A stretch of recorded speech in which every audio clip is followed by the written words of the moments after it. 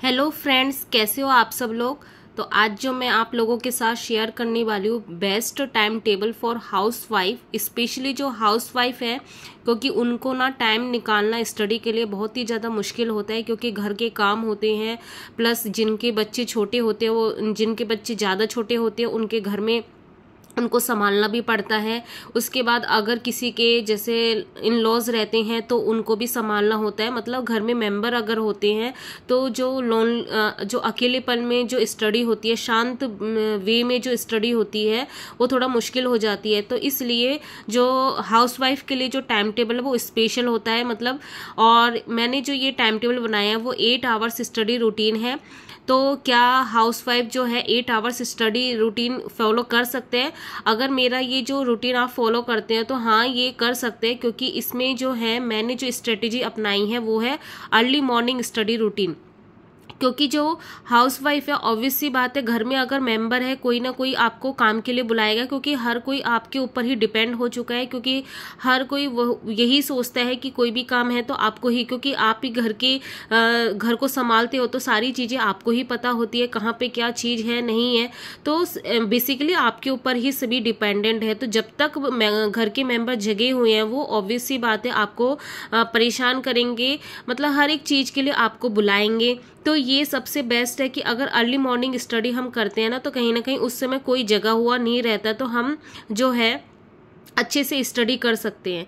ठीक है, तो मैं अभी शेयर करती हूँ कि क्या क्या वो मतलब 8 आवर्स हम कैसे स्टडी कर सकते हैं। तो सबसे पहले जो मैंने बोला हुआ है कि हमें उठना है 3:45 को उठना है। ठीक है, तो 15 मिनट में फ्रेश होने के बाद जो है सुबह हमें पढ़ना है 4 से 6 बजे तक। तो ये हमारा जो पहला स्टडी होगा ये स्लॉट 1 होगा, जो कि 2 आवर्स का है। ठीक है, उसके बाद जो है सुबह के 6 बजे से 10:30 तक मैंने रखा हाउस चोर्स का। एक्चुअली मैं भी एक हाउस वाइफ हूँ, तो मैं अपने हिसाब से बना रही हूँ। थोड़ा बहुत जो नॉर्मली जो सबके घर में होता है कि सबके बच्चे अगर थोड़े बहुत बड़े होते हैं तो वो स्कूल जाते हैं, और हस्बैंड होते हैं तो जॉब पे जाते हैं, तो उनका लंच बॉक्स बनाना, उनको ब्रेकफास्ट देना, तो इस तरीके से सारे घर के काम जो है वो मतलब सुबह के 6 बजे से हम 10:30 बजे तक फिनिश कर सकते हैं इजीली। अगर हमने एक बार में ही लंच बना लिया जो सुबह के मतलब जब हम बनाते हैं, तो फिर उससे भी थोड़ा काम कम हो जाता है। तो हाउसवाइफ को यही करना होता है कि एक बार आप काम स्टार्ट करो, उसके बाद ना घर के सारे काम करने के बाद उसके बाद आप पढ़ने बैठो, तो बार बार उठोगे नहीं तो आपको ना डिस्टर्बेंस नहीं होगा। तो मैं यही चीज़ फॉलो करती हूँ। ठीक है, तो 6 से 10:30 तक आपको हाउस चोर्स, मुझे लगता है कि इतना एनफ होता है। अगर फिर भी आपके हाउस चोर्स बहुत ज़्यादा है तो अगर और कोई हाउस वाइफ है वो थोड़ी इस तरीके से उनके घर की कंडीशन ऐसी है कि वो मेड रख सकती है, स्पेशली जो मोपिंग के लिए, झाड़ू पोछे के लिए, थोड़ी अपनी हेल्प के लिए, तो वो उसको भी ऐड कर सकते हैं। अगर नहीं है तो फिर हमें ट्राई करना पड़ेगा कि 6 से 10:30 तक हम अपनी स्टडी, अपने जो हाउस चोर्स है उसको कंप्लीट कर ले। उसके बाद जो नेक्स्ट हमें पढ़ना है 10:30 से 1:30 तक। तो ये जो आफ्टरनून का टाइम होता है ना, इस समय भी हर कोई मतलब अवेलेबल नहीं होता, कोई ज़्यादा नहीं होते।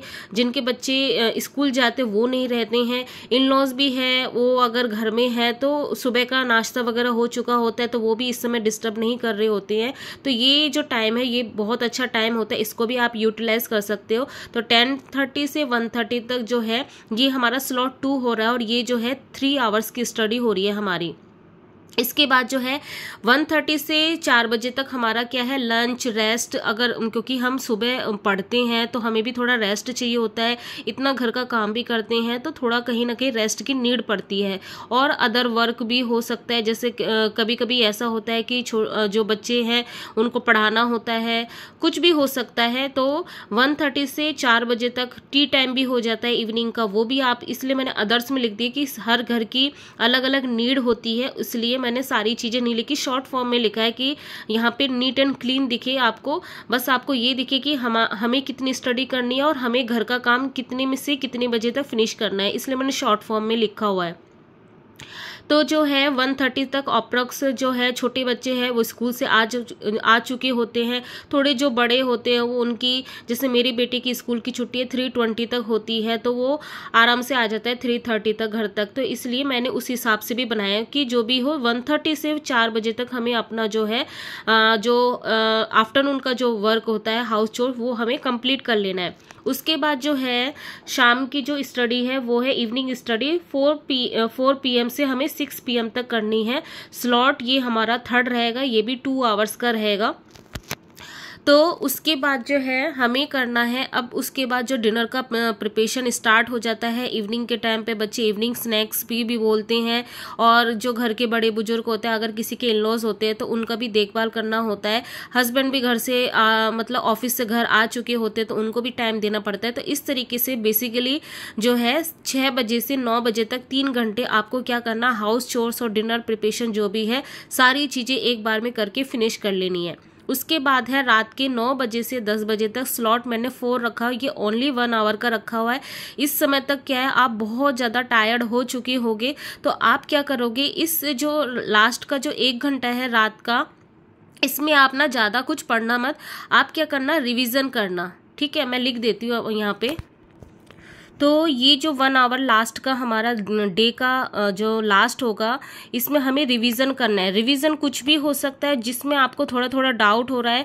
वैसे तो आफ्टरनून में आप जो है सुबह से जो भी पढ़ रहे हो उसको रिवीजन कर लो, उसके बाद जो आफ्टरनून के बाद जो स्टडी होती है उसका रिवीजन आप रात में कर लो। इस तरीके से आप कर सकते हो, क्योंकि बॉडी टायर्ड हो चुकी होती है घर के कामों से, और बच्चों को भी कभी कभी पढ़ाना होता है, उससे भी टायर्ड हो चुके हैं। तो जब जैसे कई हाउसवाइफ है, उनके बच्चे हैं थोड़े बड़े हैं तो उनको पढ़ाना पड़ता है, तो आप इवनिंग टाइम जो 6 से 9 है इसमें भी आप उनको मेंटेन कर सकते हैं। तो इस तरीके से आप स्टडी को अगर करते हैं और रात को 10 बजे सो जाते तो आप इजीली 3:45 तक उठ सकते हैं, क्योंकि 6 आवर स्लीप एनफ होती है। ठीक है, तो इस तरीके से अगर हम टोटल करते हैं तो टोटल 2 + 3 + 2 + 1 यानी 8 आवर्स आपकी इजीली बन जाती है। और ये इतना हार्ड एंड फास्ट नहीं है, इसको थोड़ा मॉडिफाई आप कर सकते हो। जैसे कि अगर आपके जैसे घर में होता है कि 10 बजे कोई नहीं सो रहा होता है, मतलब इतनी जल्दी कोई नहीं सोता है, 11 बजे सोते, तो आप 11 बजे सोइए और सुबह 5 बजे उठिए। लेकिन यही बोलूँगी कि मतलब अगर जिनके बच्चे छोटे तो उनको जल्दी सुनाना अच्छी बात है, तो आप 10 बजे तक ट्राई करो, क्योंकि ये टाइम टेबल है, ये बेस्ट है। क्योंकि सुबह क्या है, जल्दी हम सोएंगे तो जल्दी अर्ली मॉर्निंग हम जल्दी उठ पाएंगे, और उस समय क्या है शांत माहौल रहेगा, तो हमें पढ़ने का ज़्यादा से ज़्यादा मौका मिलेगा। ठीक है, तो ये स्टडी रूटीन है, तो इसको आप फॉलो करके इजीली आप 8 घंटे की जो है 8 घंटे की स्टडी आराम से कर सकते हैं। और तो यही था आज का दिन, तो फिर मिलते हैं नेक्स्ट ब्लॉग में, तब तक के लिए बाय।